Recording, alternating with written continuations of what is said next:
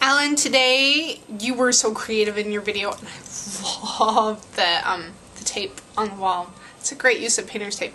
You asked about being creative and asked for responses on being creative, and I love to be creative, and I do a whole bunch of things to try to be creative, to the point that my husband goes crazy with all of the different things that I do. But it's fun, and I get bored easily, and so I try to do lots of different things. My oldest son is 5, and he's taking after my brother in the fact that he wants to stay up all night long. And so in order to encourage him to go to sleep, I've been reading out loud. And the thing that I do to be creative with reading out loud is that I do all the voices. And right now we're in the Chronicles of Narnia. The Chronicles of Narnia is a very English book, and I'm obviously American, and that's a little bit of a challenge for me to do the voices, even though I've watched a lot of English TV, and one of my best friends is half English, and I try to pick up English accents as much as I can, but I'm not very good, and my Scottish is even worse. And there's a character in here that, for some reason or another, his voice came out Scottish, and that's a big challenge. But I want to give you a sample of how I read, and let me find a place where there's a lot of dialogue so that you can tell. And I'll show you what I do to be creative in reading to my kids. The dwarf gave a low whistle between his teeth. "Oh, do let's go back and go the other way," said Susan. "I knew all along we'd get lost in these woods." "Susan," said Lucy reproachfully, "don't nag at Peter like that. It's so rotten, and he's doing all he can."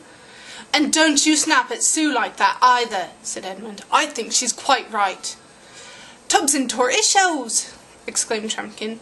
"If we've got lost coming, what chance have we of finding our way back?